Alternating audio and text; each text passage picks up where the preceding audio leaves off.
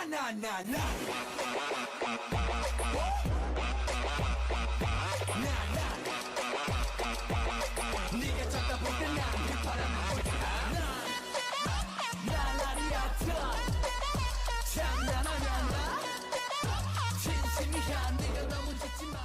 се представим първо всички. Аз съм Надя. Стела. Татьяна. Лия. Дани. Ми е интересно как примерно в Ямбол, което е Найма. Благодаря.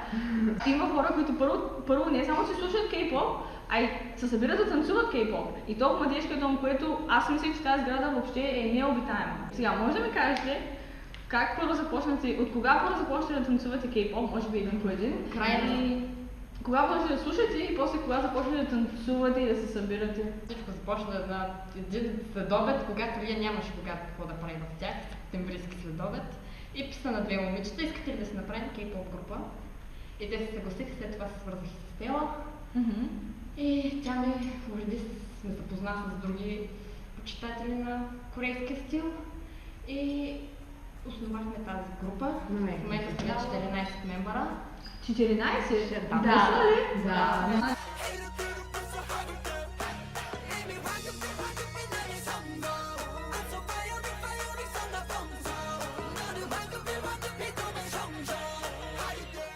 Кога започнете да слушате кей-поп? 2-3 месеца преди да излезе долг на BTS. Това знам. О, значи това беше преди 2014, Аз 15, 16. почнах 2012 и имах малък прекъсване, защото ми беше много тръсно вече от кей-поп. И 2014-2013 пак започнах да слушам кей-поп. До сега. Аз слушам някъде 3-4 години. Не знам колко точно се помня, че първата ми песен беше на BAP. One Shot. Не, One Shot. Да. Аз, моята първа песен беше на Сел, Доктор Пеп. Ексо мама. Да, аз съм не чувала. Да, Стеван. Сега ще беше първите. Моята... Аз първо започнах да слушам на Не. BTS, нещо си, май беше Blood, Sweat and Tears, но песента, която наистина ме спечели, беше като чух BTS Cypher 4. Само рапа беше невероятен. Дали? Рапа беше невероятен. Коя бе любимата група? Сепофин. Трудно. Не ги слушам много, но те са първата група и много си ги обичам. Добре. Аз съм BTS труден. Макар че в мен Monster X така се изкачват с моите очи. Мон бебе, да. Изкачва се много. Аз съм Мон бебе. Усещате ли някакво вдъхновение към стил, към мода и така нататък? Като цяло поведението ми всичко и се промени с времето, откакто слушам кей-поп. Например? Аз преди никога не бих влякла да ги. Просто, обаче, когато гледах, мислех, че са неудобни, обаче гледах кей-поп Dance Practice и разбрах, че действително са много удобни и почнах да танцувам с версии. По принцип се промених като характер, след като почнах да слушам кей-поп. Запознах се с много хора, преди бях антисоциалните. Сега в момента имам буквално приятели от всеки край на България и не само Които са България. кей-поп фенови да Да, и с различни групи се познавам. И значи има групи, хора, които се събират да танцуват кей-поп из цяла България. Има, да. От Пловдив, София, Бургас. И това за сега това също. Но мисля, че имаше. И Ямбол. Стара Загора, да. Ямбол, разбира се. И града. 이제 너를 잊을 수 있게 꼭 같이 살아나답게 Can't nobody stop me now Now Try me 나의 한계원의 모두가 바보처럼 왜 너만 몰라 정말 미친 거 아냐 넌 왜 예쁜 날 두고 가시나 날 두고 가시나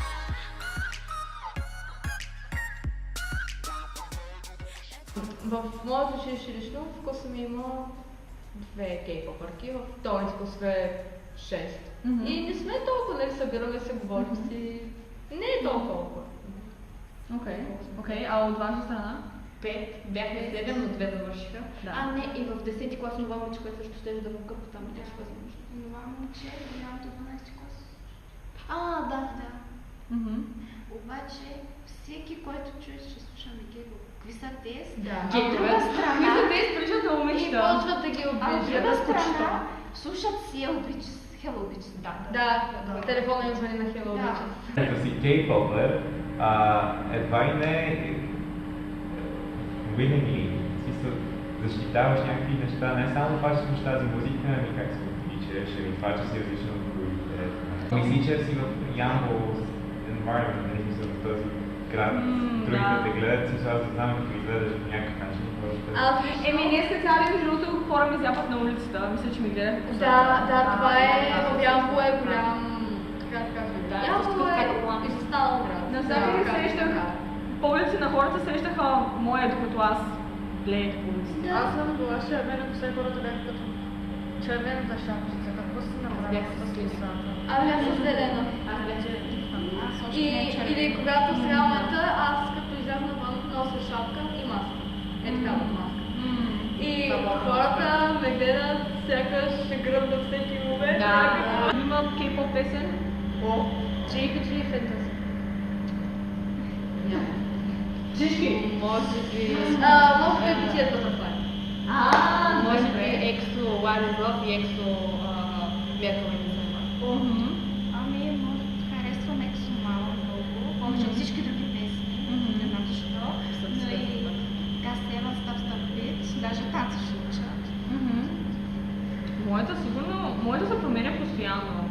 По принцип, беше Minecraft напоследък. В момента слушам доста често Spring Day. Ама и ми харесва много тая, която скоро пуснаха Crystal Snow, която е на японски. на One Day на Sister. Аз като цяло слушам групи, които не са много популярни. Например, JBJ са нова група и не са толкова популярни. Като цяло никой от нас не знае корейски. Ами, знам по няколко Уча го вече една година. Имам приятелки, които го знаят, нали, не могат да пишат, учат корейски в училища в София. И те ми помагат, но за сега съм на ниско. Най-важното.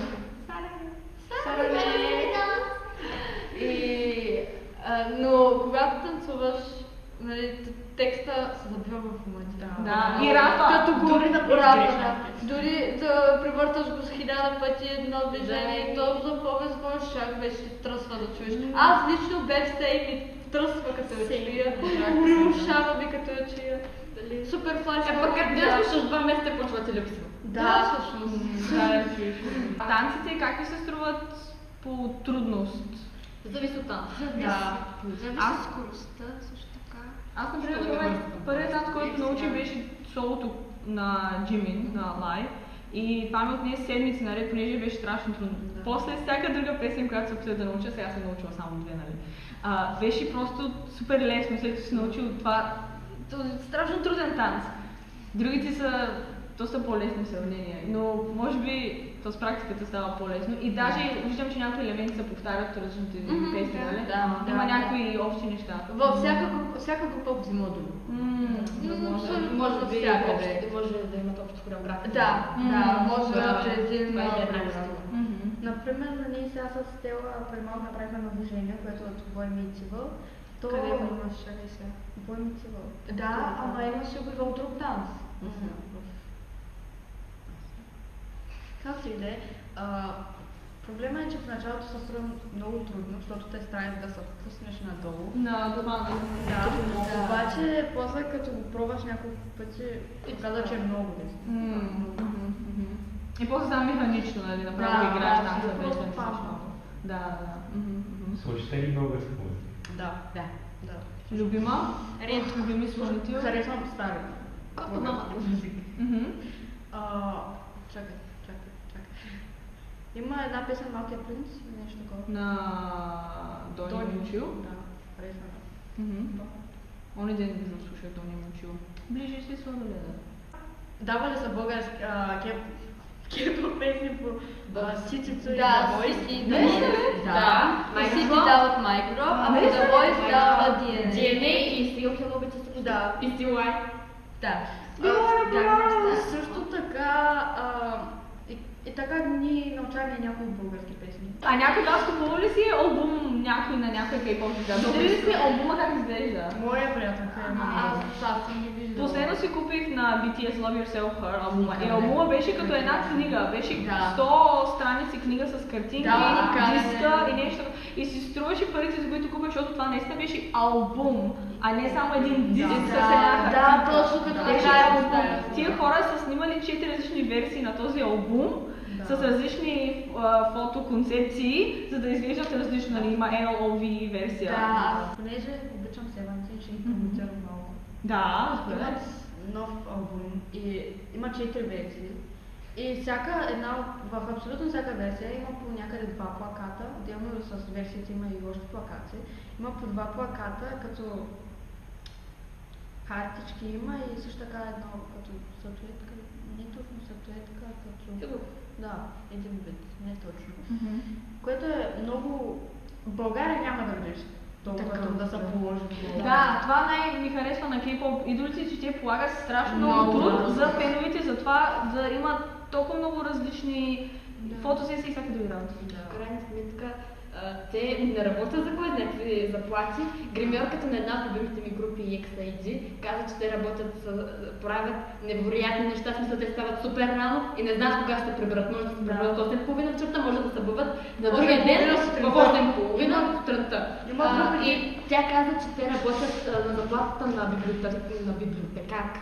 Става дума, има групи, де тренират танците си, вокалните си умения някъде по 14-18 часа На ден, нали, Да. чула съм я А да не това. говорим колко Какви други диети, други а неща пък в- да не говорим за Да. диетите. Верно, скоро гледах, мисля, че на IU, на IU диетата. Ужасно. Отслабно, станала като клечка. Просто... Да, имат различни стандарти за красота, да речем. Ама, например, на Чен му казват грозен. Да, Чен е симпатичен. ако дойдеш в България, няма как да го кажеш. Ще повече хора ще искат да му пишат лице. Значи ми се струва, че има доста интерес към K-pop. В България има някакси място за тези, този жанр да се развива. Не да се развива, ами да намери популярност. Всяко едно събитие има място за кейпоп. Да, задължително във всяки анифест ще анивенчър ще бъде, винаги има място за танци, т.е. място за танци има, където пускат всякакъв различен вид музика и всеки може да танцува. Има някакви такива турнири по танци, нали, събират се няколко хора и който знае танца, влиза и танцува там на сцената в Ани, Венчър и така. Харесва ми това, че малко няма срам. В смисъл, ако знаеш танца, отиваш танцуваш. Не трябва да има срам. Един въпрос с мен. Кой беше първият танц, който научи? Първият танц, който научи. Чарапе. Подред да тръгнем, Jimin Lai, Gangnam Style. Да, всички го знаем преди. Трендинг план, да. Първият танц Да, беше Вебсе. Първият беше Чарап Твайс. Miss A on you. Преди знаех Ексомана, но сега го забравя. Не беше достатъчно. Аз имам много пъти, обаче първо, който учих беше Ексомана, но го забравих, сега ще го припомня. 속삭이듯 내 귓가에 말해 Don't be like a prey Move like a sling 손나고 싶은데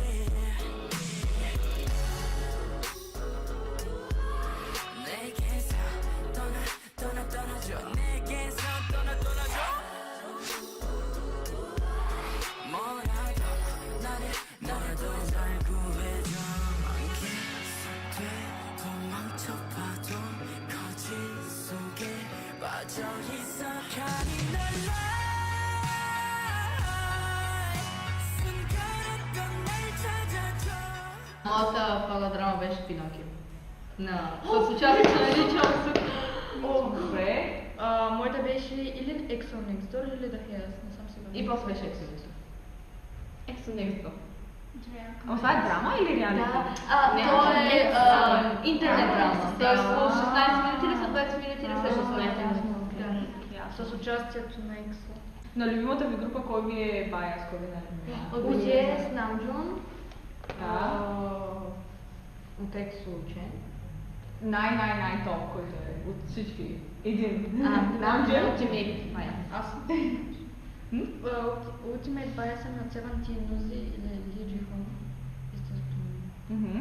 Аз имам два Ultimate Bias, Хоши от Seventeen и Шон от Monster X.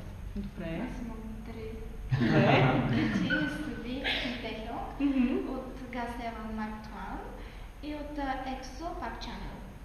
Моя Ultimate... Моя се променя на BTS, Jimin в момента, понеже е много съвършен, и Ви на моменти Suga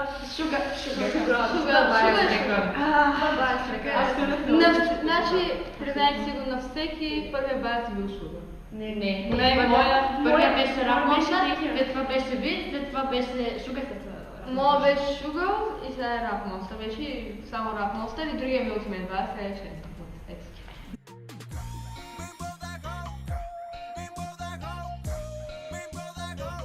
Добре, айде да направим 1, 2, 3, да направим Стара Гей към камерата. 1, 2, 3. Sarah